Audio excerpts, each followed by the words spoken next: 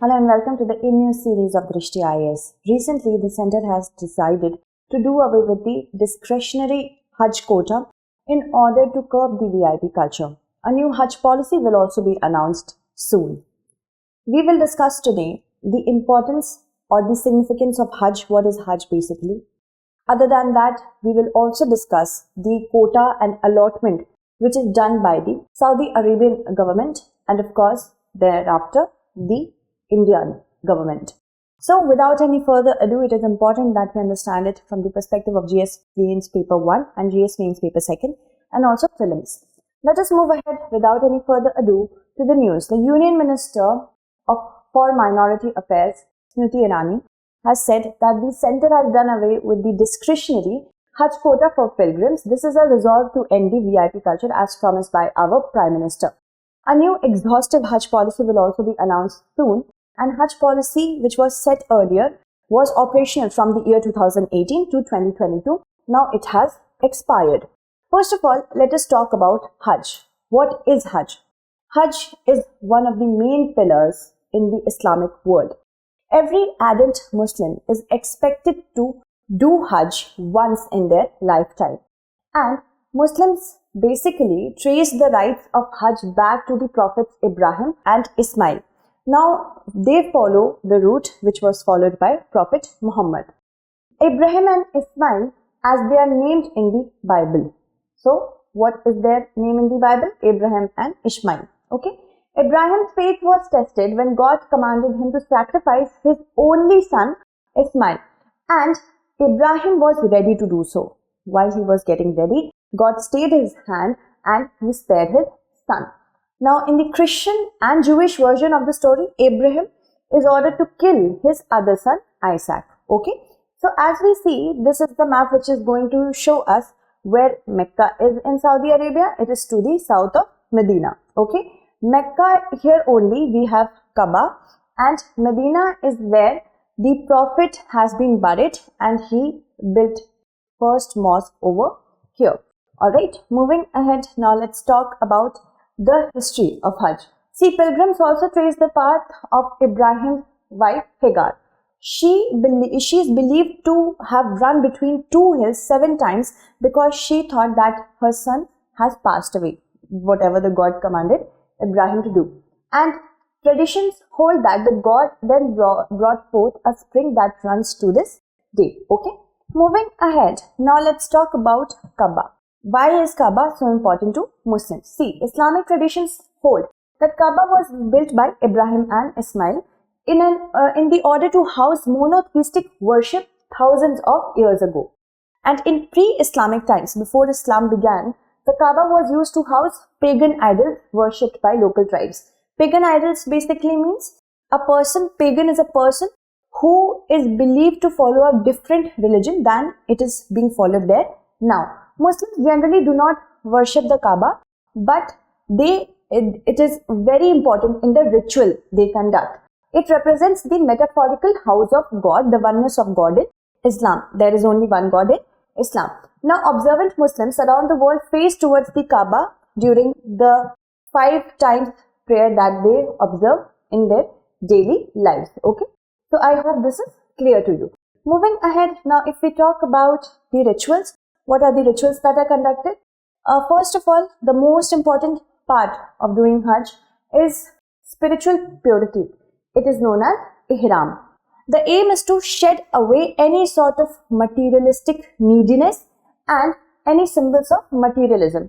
That means to give up worldly pleasures, which is professed by almost every religion, I hope.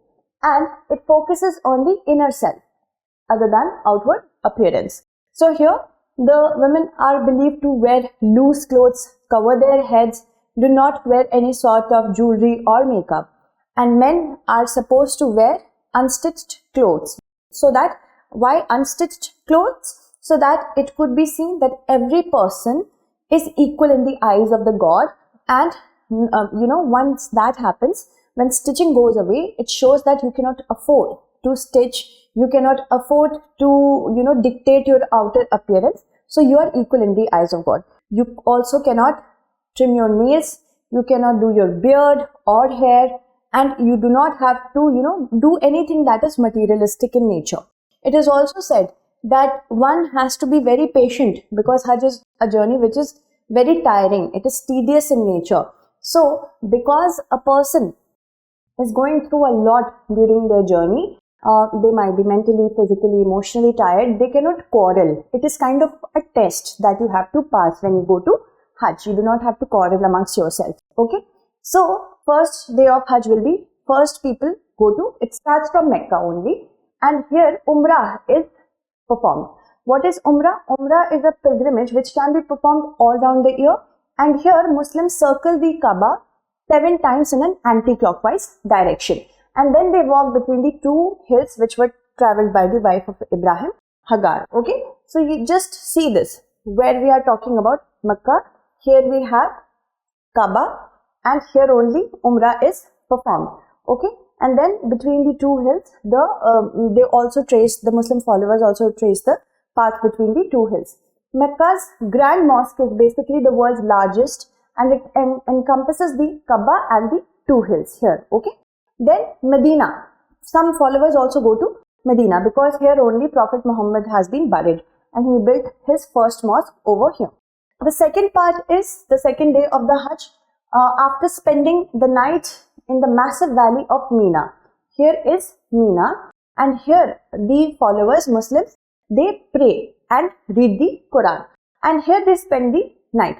Then they move towards, the pilgrims head to Mount Arafat. Here is Mount Arafat. Okay, and then thousands will also scale to a hill called Jabal al-Rahma, which is known as the Mountain of Mercy, and Prophet Muhammad delivered his final sermon over here, talking about women's rights and that every Muslim's life and property is sacred. Also at Mina, there is a ritual where Muslims pick up pebbles. It is a kind of symbolism that they are throwing the pebbles at the stones at the devil in Mina, because back then it is believed that the devil at Mina only tried to speak to Ibrahim to come out of the submission that Ibrahim was doing to the God. Okay, so this is one of the symbols. Then around sunset, pilgrims head to an area which is called Muzdalifah. Alright, then the final 3 days, it's a 5-day pilgrimage. So final 3 days include 3 events: a final circling of the Kaaba, casting stones in Mina and removing the ihram, and men often shave their heads. Okay, here to show that they are a new person and they are praying for their sins. They will be born again, and they will not do some things, they will not do all those things which were considered ill, which are considered ill in the eyes of the God. The women also clip a lock of their hair at the end, that this is a sign of renewal. I hope you understood all this. Okay, so the final days of Hajj coincide with Eid al-Adha. It is celebrated by the Muslims around the world to commemorate Ibrahim's faith, test of faith. Alright, now it is a massive logistical support whatever the Saudi government gives to the pilgrims. Around 2 million pilgrims, Muslim pilgrims, are supposed to be there in Saudi Arabia. So the Hajj is an annual Islamic pilgrimage. It is considered to be a mandatory religious duty. This I have already covered. The rites of pilgrimage are performed over 5 to 6 days in Dhu al-Hijjah, the last month of the Islamic calendar. And housing, feeding, facilitating safe pilgrimage for millions of pilgrims is the duty of the Saudi Arabian government. Alright, moving ahead. The allotment is done first by the Saudi Arabian government. It allots the quota, how many Muslims are allowed from every country to come at a particular year, is done by Saudi Arabian government, and this is done with respect to quotas. The premise of allotting quotas is on the total number of pilgrims who can make journey from a particular country, and it is done on the basis that how many Muslims are residing in one country. So on the basis of that only the quota has been prepared. Alright. Now India recently signed the Hajj 2023 bilateral agreement with Saudi Arabian government. Okay, this is a tweet of 9th of January in which it was tweeted actually by the India in Jeddah. From the Twitter account of India in Jeddah we could see that. And here, according to the agreement, a total of 1,75,025 Indian Hajj pilgrims will be able to perform Hajj reportedly. It is the highest in history. There is a reason for that as well. Because of the COVID-19 pandemic in 2023, this year the pilgrimage will be in its full swing. The quota allotted to India by Saudi Arabia is then further distributed by the Ministry of Minority Affairs and the Hajj Committee of India to various stakeholders. According to the last policy 2018 to 2022, 70% of India's total quota goes to Hajj Committee of India. Then 30% goes to private operators. Private operators are free to charge whatever amount they want. Okay. And the majority of pilgrims, they traditionally go through the Hajj Committee of India because it runs a subsidized tour on the part of the government. Now this will be done away with. Okay. And out of the total number of slots with the 𝐃𝐞𝐢, 500 are held under the government's discretionary quota. And the rest are distributed to different states on the basis of whatever Muslim population that they are holding. A draw of lots is conducted in each state to determine who makes the journey in case the number of applicants exceed the number of slots available. So it is a chance, it's a chance of luck as well. So the government discretionary quota is further divided into 200, two. First is 200 seats. This is with the Hajj committee itself, and 300 with people holding important offices.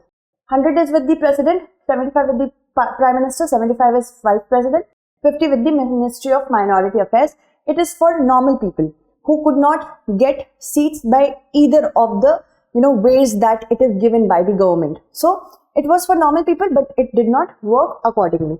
Okay, so it actually was there for VIPs. It started becoming like this. In 2011, the Supreme Court called the VIP quota for Hajj pilgrims a bad religious practice. In 2012, the Apex Court reduced the government quota from over 5,000 to 500. Then it was further split, 300 for the government and 200 for 𝐃𝐶OI.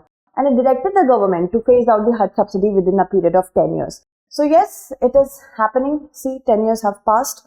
From 2012 to 2022, 10 years are there. The stipulated amount of time that was given, the government is going to do that for the next upcoming years. So I hope you understood this. Now I am going to take the names of those who have answered the last question correctly. Stay with me for a moment. D was the correct answer.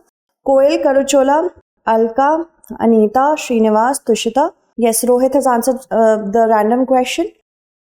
Saeed Javed has also answered the random question. Good job. Then Sagarika, Sai Teja, Akhil, Laishram and Divya. So that's it for today. We will meet again on Monday. And I will take the names of those students who have answered today's question correctly in the Monday segment. Okay, that's it. Thank you so much for watching.